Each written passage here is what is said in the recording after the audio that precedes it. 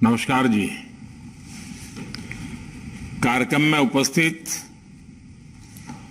केंद्रीय मंत्रिमंडल के मेरे सहयोगीगण, विभिन्न राज्यों के माननीय मुख्यमंत्री साथी, सांसदगण, विधायकगण, अन्य महानुभाव, देवी और सज्जनों, आज के इस कार्यक्रम में पद्म सम्मान पाने वाले अनेक व्यक्तित्व भी हमारे साथ जुड़े हुए हैं। मैं उनका भी आदरपूर्वक स्वागत करता हूं, अभिनंदन करता हूं। आज ऑल इंडिया रेडियो की एफएम सर्विस का एक्सपांशन ऑल इंडिया एफएम बनने की दिशा में एक बड़ा और महत्वपूर्ण कदम है। ऑल इंडिया रेडियो के 91 एफएम ट्रांसमीटर्स की ये शुरुआत देश के 85 जिलों के 2 करोड़ लोगों के लिए उपहार की तरह है। एक तरह से इस आयोजन में भारत की विविधता और अलग अलग रंगों की एक झलक भी है। जिन जिलों को कवर किया जा रहा है उसमें एस्पिरेशनल डिस्ट्रिक्ट्स, एस्पिरेशनल ब्लॉक्स, उनको भी सविशेष इसका लाभ मिल रहा है। मैं ऑल इंडिया रेडियो को इस उपलब्धि के लिए बहुत बहुत बधाई देता हूं। इसका काफी लाभ हमारे नॉर्थ ईस्ट के भाई बहनों को होगा, युवा मित्रों को होगा। इसके लिए उन्हें मैं विशेष तौर पर बधाई देता हूं। साथियों, जब बात रेडियो और एफएम की होती है तो हम जिस पीढ़ी के लोग हैं, हम सबका रिश्ता एक भावुक श्रोता का भी है। और मेरे लिए तो ये भी खुशी है कि मेरा रिश्ता एक होस्ट का भी बन गया है। अभी कुछ दिन बाद ही मैं रेडियो पर मन की बात का 100वां एपिसोड करने जा रहा हूं। मन की बात का ये अनुभव देशवासियों से इस तरह का भावनात्मक जुड़ाव केवल रेडियो से ही संभव था। मैं इसके जरिए देशवासियों के सामर्थ्य से जुड़ा रहा, देश की सामूहिक कर्तव्य शक्ति से जुड़ा रहा। स्वच्छ भारत अभियान हो, बेटी बचाओ बेटी पढ़ाओ हो, या हर घर तिरंगा अभियान हो, मन की बात ने इन अभियानों को जन आंदोलन बना दिया। इसलिए एक तरह से मैं ऑल इंडिया रेडियो की आपकी टीम का भी हिस्सा हूं। साथियों, आज के इस आयोजन की एक और खास बात है। ये वंचितों को वरीयता की सरकार की नीति को आगे बढ़ाता है, जो अब तक इस सुविधा से वंचित रहे, जिन्हें बहुत दूर दराज में रहने वाला माना जाता था, वो अब हम सभी से और ज्यादा कनेक्ट होंगे। समय पर जरूरी जानकारी पहुंचाना हो, कम्युनिटी बिल्डिंग का काम हो,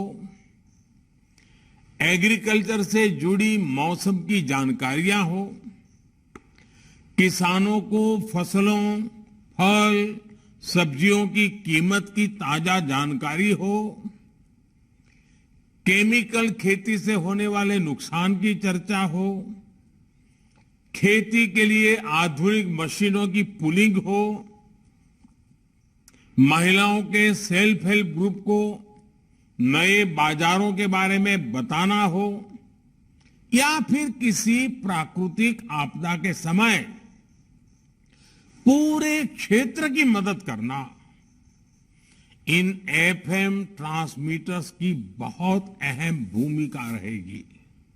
इसके अलावा एफएम की जो इंफोटेनमेंट वैल्यू है वो तो होगी ही। साथियों, हमारी सरकार निरंतर इसी तरह टेक्नोलॉजी के लोकतांत्रिकरण, डेमोक्रेटाइजेशन, इसके लिए काम कर रही है। भारत अपने सामर्थ्य का पूरा इस्तेमाल कर पाए, इसके लिए जरूरी है कि किसी भी भारतीय के पास अवसरों की कमी न हो। आधुनिक टेक्नोलॉजी को सभी के लिए एक्सेसिबल बनाना, अफोर्डेबल बनाना, इसका बहुत बड़ा माध्यम है। आज भारत में जिस तरह गांव-गांव तक ऑप्टिकल फाइबर पहुंचाया जा रहा है, मोबाइल और मोबाइल डेटा दोनों की कीमत इतनी कम हुई है, उसने एक्सेस टू इंफॉर्मेशन को बहुत आसान बना दिया है। आजकल हम देखते हैं देश के कोने-कोने में, गांव-गांव में नए डिजिटल एंटरप्रेन्योर्स बन रहे हैं। गांव के युवा गांव में रहते हुए ही डिजिटल टेक्नोलॉजी का लाभ उठाकर कमाई कर रहे हैं। इसी तरह जब हमारे छोटे दुकानदारों को, रेहड़ी पटरी वाले साथियों को इंटरनेट और यूपीआई से मदद मिली, तो उन्होंने बैंकिंग सिस्टम का लाभ लेना भी शुरू कर दिया। आज टेक्नोलॉजी की मदद से हमारे मछुआरे साथियों को मौसम संबंधी सही जानकारी सही समय पर मिलती है। आज टेक्नोलॉजी की मदद हमारे लघु उद्यमी अपने प्रोडक्ट्स देश के कोने-कोने में बेच पा रहे हैं। इसमें गवर्नमेंट ई मार्केट प्लेस यानी जेम से भी उन्हें मदद मिल रही है।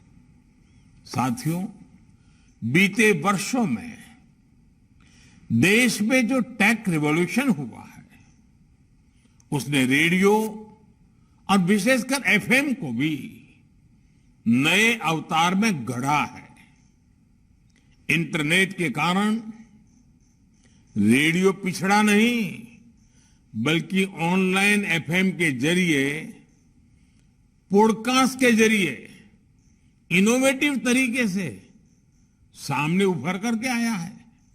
यानी डिजिटल इंडिया ने रेडियो को नए लिसनर्स भी दिए हैं और नई सोच भी दी है। यही रिवॉल्यूशन आप संचार के हर माध्यम में देख सकते हैं। जैसे आज देश के सबसे बड़े DTH platform DD free dish की सेवा 4 करोड़ 30 लाख घरों में पहुंच रही है। देश के करोड़ों ग्रामीण घरों में, बॉर्डर के पास वाले इलाकों में आज दुनिया की हर सूचना रियल टाइम में पहुंच रही है। समाज का जो वर्ग दशकों तक कमजोर और वंचित रहा, उसे भी फ्री डिश से एजुकेशन और एंटरटेनमेंट की सुविधा मिल रही है।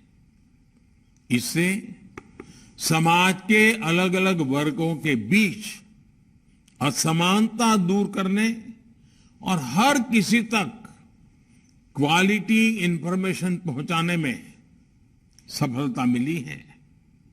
आज डीटीएच चैनलों पर विभिन्न प्रकार के एजुकेशन कोर्सेज उपलब्ध है। एक से बढ़कर एक यूनिवर्सिटी का ज्ञान सीधे आपके घर तक पहुंच रहा है। कोरोना काल में इसने देश के करोड़ों विद्यार्थियों की बहुत मदद की है।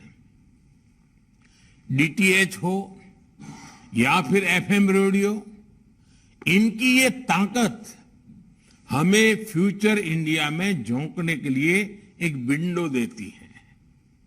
हमें इसी भविष्य के लिए खुद को तैयार करना है।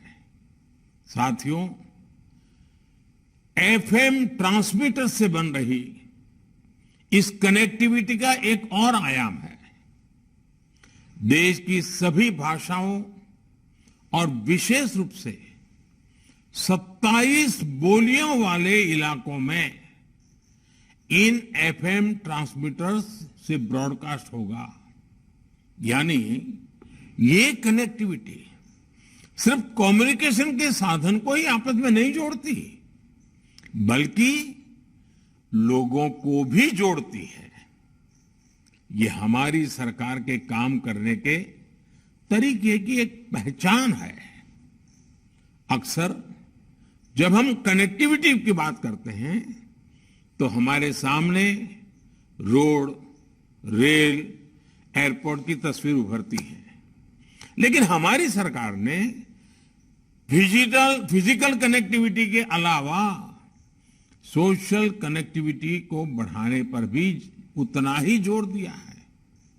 हमारी सरकार कल्चरल कनेक्टिविटी और इंटेलेक्चुअल कनेक्टिविटी को भी लगातार मजबूत कर रही है।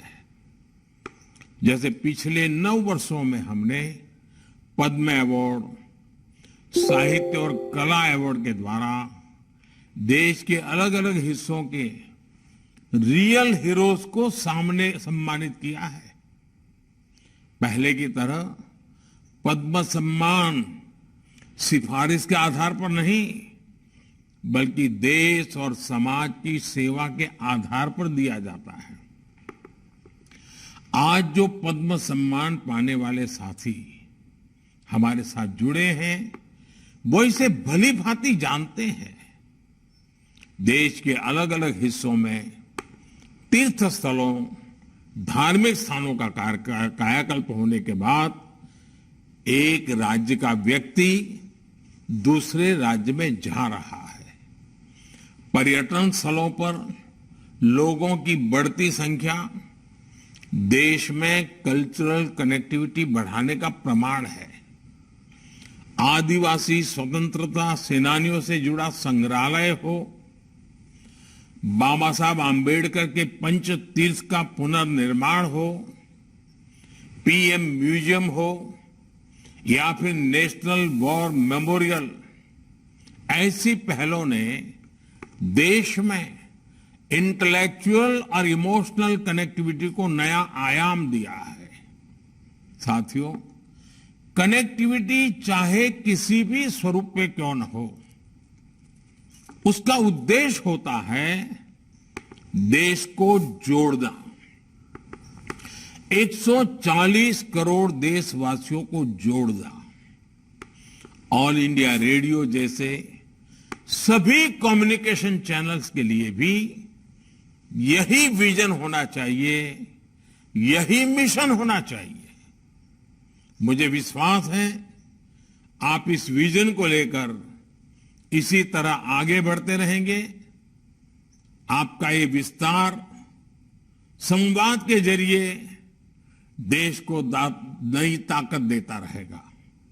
एक बार फिर आकाशवाणी को, देश के दूर दराज के क्षेत्र के मेरे प्यारे भाइयों बहनों को मैं बहुत बहुत शुभकामनाएं देता हूं, बहुत बधाई देता हूं। धन्यवाद।